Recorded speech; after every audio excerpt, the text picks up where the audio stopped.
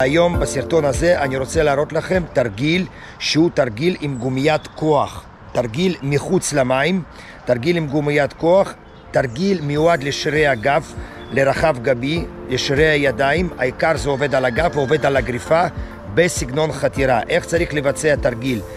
אתם תופסים את הגומייה באיזשהו מקום, זה יכול להיות עץ, זה יכול להיות עמוד, זה יכול להיות כל דבר.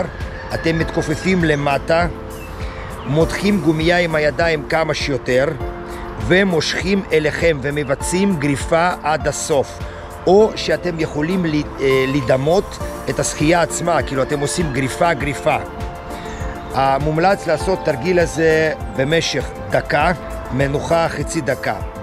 מנוחה חצי דקה, ולעשות כאלה בערך 4 סטים. או שאפשר לקחת טבטה, אתם יכולים להיכנס ליוטיוב להיכנס לטבטה ולבצע טבטה, יש טבטה של 12 דקות, 24 דקות, 4 דקות. התרגיל הזה הוא מעולה, הוא מעולה בכלל לכושר, והוא מאוד טוב לשרירי הגב, והוא מעולה לסגנון חתירה, כי ברגע שאתם עושים תרגיל הזה, אחר כך יותר קל לכם יהיה לשחות חתירה.